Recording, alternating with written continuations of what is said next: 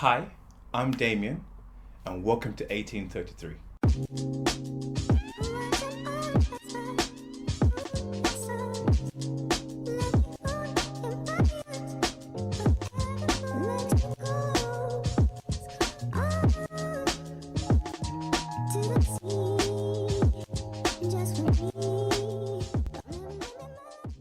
So here we are, episode 2, the rum after the rum before. Thank you for tuning in again. So, after the last episode, a few of you reached out to me in WhatsApp, and I actually also realized myself as soon as I sort of uploaded and watched it back, I was like, oh, I'm gonna miss something out. And that was a rating system. People were saying to me, well, Damien, would you rate this rum? So I had a bit of a think. Decided that I didn't want to go down the whole 1 to 5 or a 1 to 10 scoring system. So I actually created a bespoke system for the channel. So here it goes. Firstly, the creme de la creme rums. We're gonna call those buy and keep for yourself. Now, when you hear me say that about a rum, that means you should be on the next tab immediately trying to find where you can buy these rums, because you need to go and get them right now. They're that good. There's no mucking about. These are rums you're going to want to keep in your collection for a while. Not going to want to share them. And I know that because I've applied it to how I feel about rums sometimes. I have rums in my collection where they're just sitting there, and every now and then I'll go back and have a little taste of like, oh yeah, this is a good rum. So yeah, and I know that when they're finished, I'll be so upset because I will not be able to replace them. So buy and keep for yourself are the best rums you can get. Just enjoy them slowly over a year, number of years, whatever it takes you to go through it, but just enjoy it and enjoy every moment of that taste. So the next rum we'll have will be a buy and enjoy. So these rums are getting very good rums. These rums I say, yeah, enjoy with your friends. When your friends come around for a bit of a chat, a bit of a reasoning, open this bottle up, sit down and enjoy it. These rums you're going to want to, if you've got to buy a gift for somebody. These rums you might buy for a gift for someone that's a rum drinker. And then another example you might want to use is this rum. So we're going to a dinner party, and instead of buying a bottle of wine, which is like, everyone knows that, you want to do something a little bit different, mix up a little bit, then these rums, these buy and enjoy rums, would definitely fit in that category as well. Next category would be aight. And these rums are what it says in the tin. They're just aight rums. They're not great, not terrible. They're definitely not sipping rums. These rums will be the sort of rums that are great for mixing. So they're on the par with rums like your Bacardis, your Havana clubs. Yeah, these rums are great if you're in a party. Not really taking much notice. You're not sitting down and sipping and enjoying rums per se, but you want to have something that's good quality. And definitely going to mix it with something like Coke, ginger beer, lemonade, maybe even using a punch, for example. These rums will work well there. And the last category is not bother with it. And these rums is basically, give it a miss, don't bother. Be grateful for the fact you haven't had to go through the torture of tasting it, and I had. So hopefully we won't have too many of those rums on the channel. But we may get a few, and I'll always be honest about it, and I'll just give you my opinion on those rums. So we've got our scale: buy and keep for yourself, buy and enjoy, aight, and not bother with it. So if we apply this new scale to the Fijian vintage from plantation from the last episode, then I have to say that I'd rate that a firm buy and enjoy. So episode 2. Today we're going to learn about the history of rum, and we'll also be tasting and reviewing a rum from Jamaica. So let's get cracking.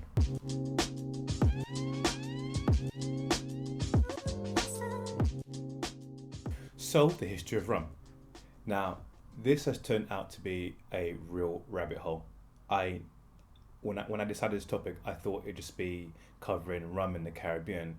I had no idea that I'd become a bit of a minor expert in the formation of early America, but that's where this research has taken me. So it's such a big topic now, I've actually had to split the history of rum into 2 episodes. So this is the history of rum part 1, and there'll be a part 2 to follow up in the coming weeks. So first, what? According to Wikipedia, let's get that clear. According to Wikipedia, the first known mention of rum was in the 7th century by an Indian doctor who actually prescribed rum. Now, not quite sure what the prescription was for, but you could honestly say now that rum is good for you. The doctor's prescribed it, right? So it's got to be good for you. Now, over the years, over the centuries, there are other mentions of rum in different texts. Now, in the 17th century, sugar production was at its peak, its highest. An epicenter of that was in the Caribbean. And if you don't know, well, molasses is a waste product, a byproduct of sugar production. So in the Caribbean in the 17th century, there were tons and tons of molasses, and nobody knew what to do with it. It was a little bit by accident, actually, that the slaves on the island of Nevis discovered that there was enough sugar content in the molasses to attract yeast that could then begin the fermentation process to then that could be distilled, which then could be turned into alcohol. And that was the start of rum as we know it today. Now, the process at this time was rough, unrefined, and there's actually a document from 1650 in Barbados where they describe rum as Kill Devil. It's called Kill Devil. And they say that Kill Devil was this hot, fiery, terrible liquor. So it gives an idea of what rum was like in its early days. In fact, rum wasn't always known as rum. It was also known as rumbustin and rumbillion, and those are both words used to describe upheaval and violent conduct. And that to me just gives you an idea of maybe that was what people behaved after they drank the rum, right? So around the same time, New Englanders were desperate for booze.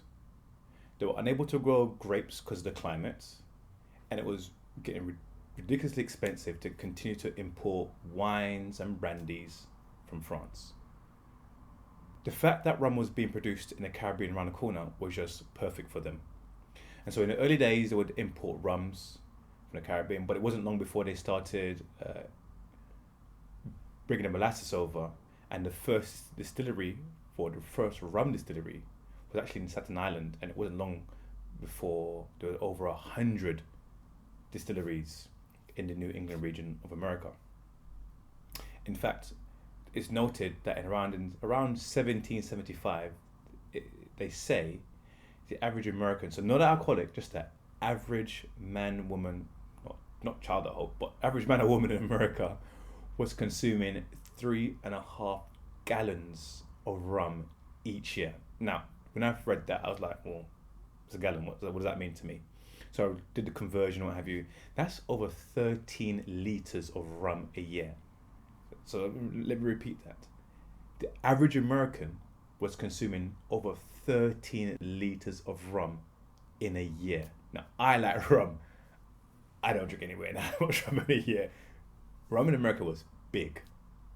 These New Englanders played an important role in perfecting the rum distillation process.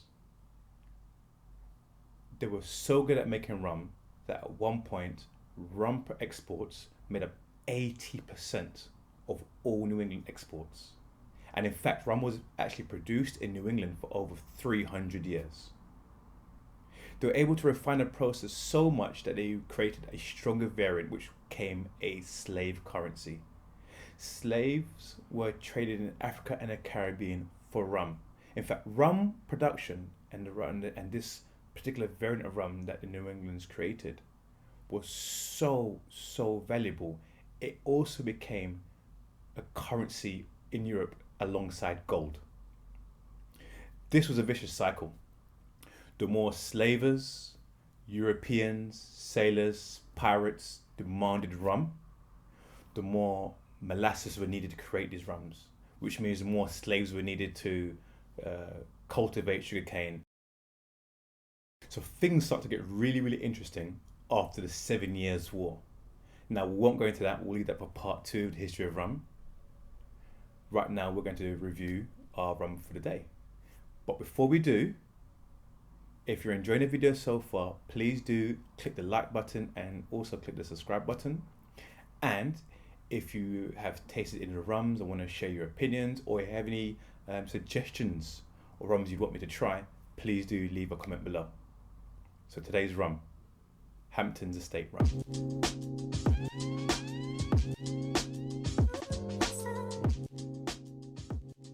Hampden Estate is one of the oldest sugar estates in Jamaica. It started life as a sugar plantation in 1753. Look, the sun's come out now.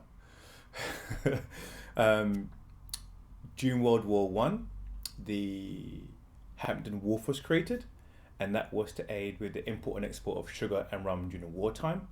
And the wharf is now a major staging post for some of the world's largest cruise ships that enter Jamaica. The estate was then bought in 2009 by by Everglades Farm Limited, and it employs lots of people in the area of Trelawney where the estate is located, but it still retains the name Hampden's Estate. Now they only make two rums. There's a 46 and the 60, and those numbers relate to the percentage volume, the ABV of the rum. Today we have the 46. It's been aged for 8 years, and they say that's the equivalent of being aged for 25 years in Europe. Now, unfortunately, the bottle of Hampden's doesn't contain any information on a description of the rum. So we'll have to go to the website to read and understand what it tastes and smells like. So bear with me a moment, please. So, according to the website, the nose is voluptuous and intense, with notes of caramelized onions, caramelized apples, sweet spices, mixed with a delicate touch of smokiness. And the mouth is very fascinating, smooth and dry at the same time. It reveals a pleasant note of wood, tropical fruits, and resin. I can't believe I said it smells like caramelized onions. That's weird. But okay, so that's how they describe the rum. I am curious. I'm sure you're curious as well about how this rum, with its lack of added sugars, actually tastes. So let's give it a go. Maybe due to the lack of additions and its pureness, there isn't much of a scent to this rum. No notable scents that jump out at me anyway. However, I do smell a very, very faint caramelly aroma, but it's so faint, it's barely there. So the taste, well, again like the scent, there isn't much of a taste. There are no distinctive flavors. It's a 46% rum, and you taste every percent of that 46% of alcohol. But it doesn't mean that the rum is not smooth. It is still very smooth, but it's not as smooth as the Fijian vintage we tasted last month. And it most definitely is a dry rum. So what do I rate this Hampden 46? Well, for me, it's a firm aye. If you like a taste of strong alcohol, then you more likely to appreciate this rum more so than anybody else. For me, when I think about when I would drink this, I'm thinking cold midwinter's day, so deep in November, it's raining outside, it's miserable all day, you're trying to get home from work, you've missed your train, you finally get home, and you just feel like, oh, I need something to take the edge off. You drink this and you just like, oh, right, I'm ready, what's next? That's when I think this rum comes into play. But I also agree that it's a very pure rum. The flavour is so untouched, and so for that reason I feel it would make a great rum as a base for a cocktail or for a rum punch or just simply a mixer. So yeah, for me it's an aight. But I really want to know what you guys think. So when you've tasted, please leave your comments down below. Let me know what you think as well. I'm really interested. You know, my opinion as well, but I really want to see what you guys think about these things as well. So that's my review of Hampden 46. But we're not finished. Please, if you haven't checked out already, check out my latest, my previous videos. And it's actually a 3-parter. It's for a show that I'm putting on the channel but the show hasn't got a name yet. So if I really need you to watch it, and I suggest 3 names, I need some votes so I can pick a name. So I'll hopefully get a name for the next episode. So yeah, please check it out. If you've not seen a previous video with the plantation rum, check that out as well. And yeah, like I said before, if you have any suggestions of rum you want me to taste, then leave in the comments down below. I'll check out the Instagram page as well. But yeah, looking forward to seeing you guys soon, reading another rum review, and also continuing the history of rum. Alright, see you soon.